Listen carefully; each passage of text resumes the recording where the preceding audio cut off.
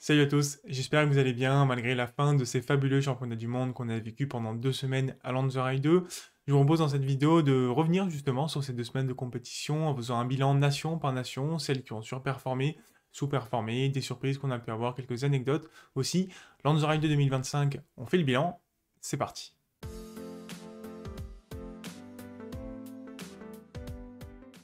Pour commencer, une image vaut 1000 mots, je vous affiche le tableau récapitulatif des médailles de ces championnats du monde 2025 à Lanzarote 2, qui va me permettre de parler d'une première nation, forcément Cocorico, ça va être la France qui a largement dominé les débats, au moins en termes de médailles d'or, même en nombre de médailles au global. On n'est pas passé loin de championnats du monde historiques légendaires pour la France, ils seront simplement exceptionnels, puisqu'on est donc sur 13 médailles, au record de 2024, égalé 6 médailles d'or, première place au classement des médailles, 13 médailles donc sur 36 possibles. Je trouve que ce qui montre le mieux cette domination française, eh bien, c'est les relais, puisque sur les 4 relais possibles, il y a une médaille d'argent sur le relais homme, et puis ensuite 3 médailles d'or, un relais accroché pour le relais mixte simple, mais 2 balades, si je puis dire, entre le premier relais mixte à 4 et puis le relais féminin, où à chaque fois il y a eu des derniers tirs et des derniers tours surtout qui ont été totalement tranquilles pour fêter la victoire. La domination était totale pour ces biathlètes de l'équipe de France. Si on revient un petit peu sur des aspects individuels, eh bien il y a énormément de satisfaction, quelques déceptions aussi, il faudra en parler.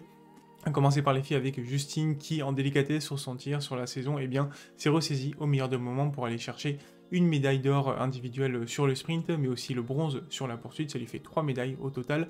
Évidemment, il faut que je vous parle de Julia Simon, qui ne remarque qu'avec des médailles d'or de Lanzarote 2, 4 médailles d'or au total. Il y a les 3 sur les relais, mais également une médaille individuelle sur l'individuel, justement.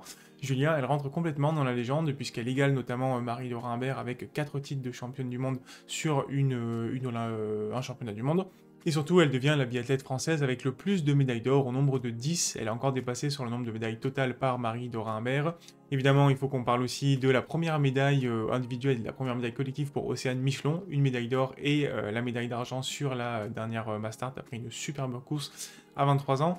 À ses côtés, Jeanne Richard repart sans médaille, mais avec des très bonnes positions, notamment sur la Mastart et beaucoup d'expérience accumulée.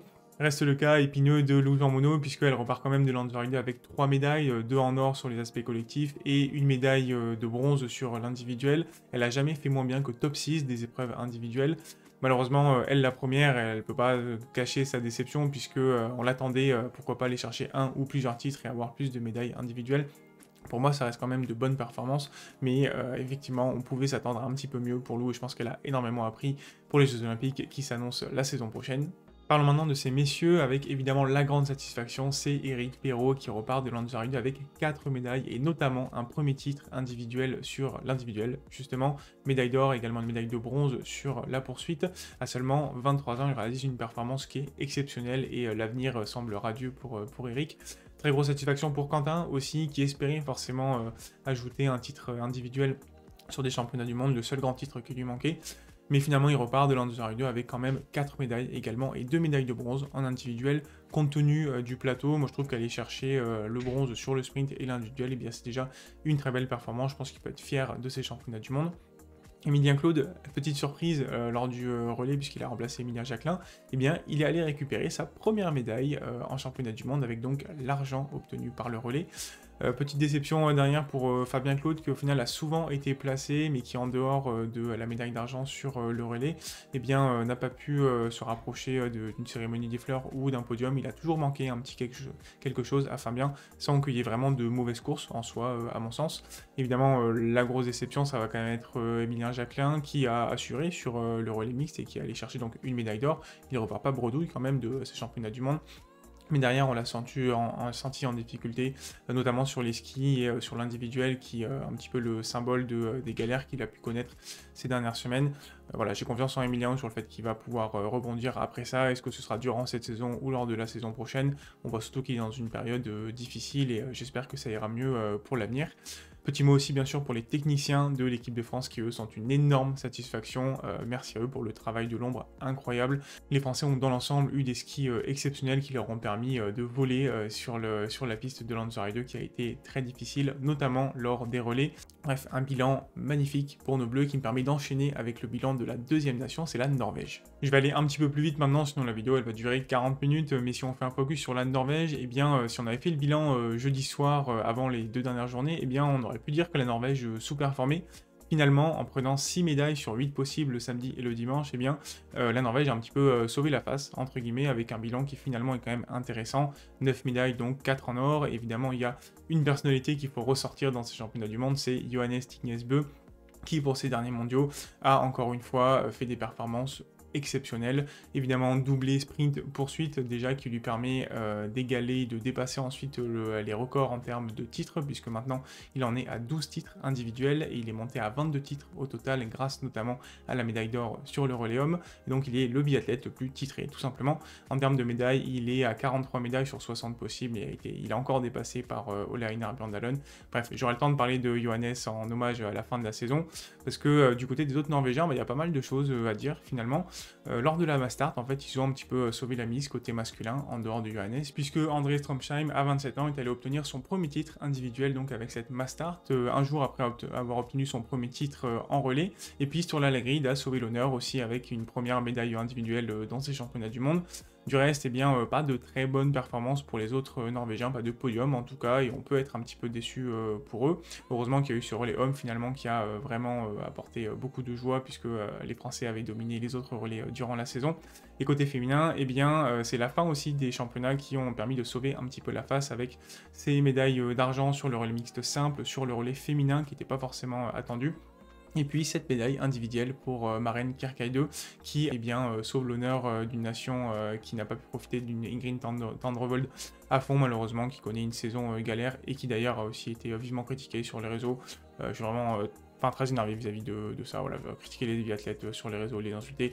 Ça n'a aucun sens. Bref, les paris sportifs sont en train de tuer le sport, mais c'est un autre sujet. En tout cas, je suis content que Tandrevold ait obtenu sa médaille et également que Fehim Steinevik ait obtenu 2 médailles d'argent. Quand même, ça fait un bilan qui est moins exceptionnel que sur les années précédentes, mais quand même très intéressant pour la Norvège. Et justement, il y a une nation qui aurait bien voulu avoir le même bilan que la Norvège, et bien c'est la Suède qui pour le coup a vraiment sous-performé à mon sens dans ces mondiaux. Évidemment, il y a quelques satisfactions avec les mondiaux réussis quand même d'Elvira Öberg qui est arrivée avec certains doutes et qui repart finalement avec 3 médailles, le bronze en relais féminin et surtout 2 médailles individuelles, l'argent sur la poursuite et évidemment cet or magnifique sur la Mastart. Il y a aussi la satisfaction de Hella Alvarsson qui obtient sa première médaille individuelle avec l'argent sur l'individuel justement. Mais en dehors de ça, c'est beaucoup de déceptions, notamment côté masculin, où ni Martin Ponsiluoma ni Sebastian Samuelsson n'ont pu obtenir de médailles. En relais, chez les hommes, ça termine 4e. Pas de médaille non plus sur les relais mixtes, et ça, c'est quand même une grosse déception. Et chez les filles, Anna Öberg n'avait jamais rentré dans le top 10. Bref, à un an des Jeux de Milan, eh bien, il y a pas mal de boulot au niveau des Suédois qui, pour le coup, ont été en dessous de ce qu'on pouvait attendre. Et à l'inverse, eh bien, cette équipe d'Allemagne qui est terminée 4e au classement des médailles, eh bien, je trouve qu'elle a répondu aux attentes, ni plus ni moins. On pouvait s'attendre de côté féminin des bonnes performances de Franziska Preuss, éventuellement de Célina Grossian qui fait une très bonne saison, mais chez les hommes on avait peu d'espoir à part sur les relais, et peu ou prou c'est ce qui s'est passé, puisque Franziska Preuss elle a obtenu 7 médailles individuelles sur le sprint, l'argent, et puis surtout ce premier titre individuel qui lui manquait tant sur la poursuite après une superbe course, un modèle de poursuite, une juste récompense pour moi, pour une biathlète que j'apprécie. Et sur les relais, si on peut parler de déception pour le relais féminin qui je pense avait de quoi faire au moins 3e, et bien finalement c'est 3 médailles de bronze pour les autres relais, sur le relais mixte simple, le relais mixte et puis le relais homme, et ça permet de donner des premières médailles en championnat du monde à Philippe Navrast, Justin Strelo, Danielo Rittmüller, Johannes Kuhn et bien sûr Célina Grossian, donc au final quand même de bonnes performances pour l'Allemagne, je m'attendais pas forcément à autre chose que ça, et donc c'est déjà pas mal de répondre aux attentes. Allez, maintenant que je vous ai parlé des 4 top nations, eh bien, il est temps que je vous parle un petit peu des surprises de ces championnats du monde, d'autres nations qui se sont révélées qu'on n'attendait pas forcément à ce niveau, à commencer par les États-Unis bien sûr, et une personne qui incarne ça, c'est Campbell Wright, qui a seulement 22 ans, et bien, est allé obtenir 2 médailles individuelles au championnat du monde. C'est un exploit retentissant. D'abord, l'argent un petit peu surprise sur le sprint, et puis ensuite la confirmation sur la poursuite avec une superbe poursuite. Sur la Mastart, il a failli renouer avec la médaille. terminant finalement 4e derrière un triplé norvégien. Mais au global, voilà, il a étonné tout son monde par son tir, qui est vraiment de qualité, et aussi ses qualités à ski, dans un style un petit peu bizarre, puisqu'on a l'impression de voir qu'il est tout le temps au bout de sa vie, et puis en fait, il est quand même capable d'aligner des bonnes performances à ski. Et donc ce Campbell Wright, moi je pense qu'il est vraiment promis à un très bel avenir.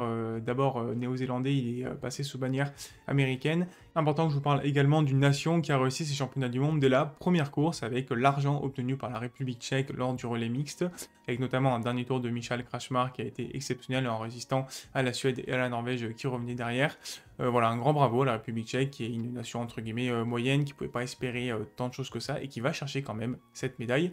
Une mention également pour la Finlande, qui a obtenu une médaille par l'intermédiaire de Suvi Minkinen, qui à 30 ans réalise la plus belle saison de sa carrière et obtient donc sa première médaille individuelle avec le bronze sur le sprint.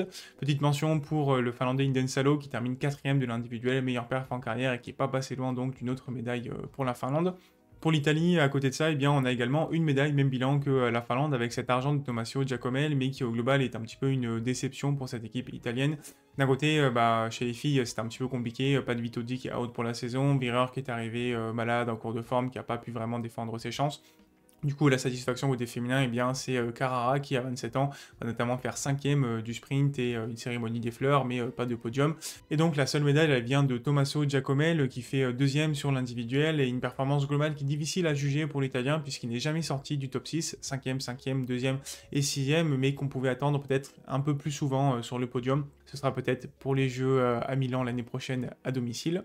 Et je vais terminer par quelques petites mentions spéciales, à commencer par l'équipe de Suisse qui a longtemps tourné autour de cette médaille et qui a failli l'avoir à plusieurs reprises, mais finalement elle repart de Lanzerheide 2 à domicile sans médaille. On a eu Lena Ekigros qui est passée à 2 secondes du podium sur le sprint, terminé 4e, puis 5e de la poursuite. Le relais mixte simple aussi qui termine 4e à 4 secondes du podium, le relais mixte qui termine 6e, et Niklas Hartweg sur l'individuel qui termine 5e, pas si loin de ce podium. Voilà, l'équipe de Suisse a fait honneur, je pense, à sa patrie, mais il a manqué toujours ce petit quelque chose, ce petit détail pour aller chercher ce podium. J'en profite pour remercier l'équipe qui a organisé Lanzerheide 2 et puis le public aussi qui ont été très bons. Cette piste de Lanzerheide 2, même si il a manqué un petit peu de neige, que les conditions n'étaient pas faciles, eh bien, elle nous a offert de superbes batailles sur la piste. Des belles batailles, eh bien, Jakov Fak, à 38 ans pour la Slovénie, en a également réalisé 2 très belles et il a terminé 2 fois 6e lors de la poursuite et de l'individuel. Sur la poursuite, il a été reclassé à cause d'une histoire d'un autre biathlète qui avait pris son tapis. Et à noter aussi que la Slovénie a fait 6e du relais mixte simple. Voilà, des belles performances pour une petite nation. Mon petit côté hipster me demande de vous parler du Groenland, bien sûr, et de la fratrie Sletemark avec Ukalek et Sondré qui ont pris part au relais mixte simple et qui ont terminé sans se faire laper à la 23e place sur 27 possibles. Très content de voir le Groenland enfin en championnat du monde. Côté Bulgarie, on peut citer Todorova qui a fait 5e de la dernière mass start dans un scénario complètement fou et qui égale, je crois, les meilleures performances bulgares au XXIe siècle au moins. Petite mention aussi pour la Belgique, pas de podium, pas de cérémonie des fleurs pour une petite nation, mais de très belles places quand même à citer. Et notamment avec pas mal de biathlètes différents. Maja Kloetens, 8e du sprint, Loteli 14e de l'individuel et de la poursuite, Thierry Langer 13e de l'individuel côté garçon. Et donc je vais m'arrêter là pour ce tour de ce que j'ai retenu un petit peu de ces championnats du monde. Je pourrais vous en parler pendant très longtemps. En tout cas, merci à tous les biathlètes pour ces championnats du monde qui ont été magnifiques. 2 images que je retiens sur la fin, notamment ce dernier relais de Julia Simon qui profite avec le public sur le relais féminin. Et bien sûr, ce check entre Johannes Beu et Quentin Fillon-Maillet lors du dernier tour du relais masculin. Le biathlon, ça reste une très grande famille qui nous a donné beaucoup d'émotions pendant 2 semaines. Et j'espère en tout cas que ces mondiaux et cette vidéo vous auront plu. Si c'est le cas pour la vidéo, n'hésitez pas à liker la vidéo, la partager, me laisser un petit commentaire, me laisser vos impressions sur ces mondiaux, ça va être ma question pour vous. Et en attendant, je vous souhaite bon courage pour les 10-12 jours qui vous restent à attendre avant la reprise de la Coupe du Monde de biathlon. Et je vous souhaite une très belle journée et je vous dis à très bientôt pour parler biathlon. Ciao ciao.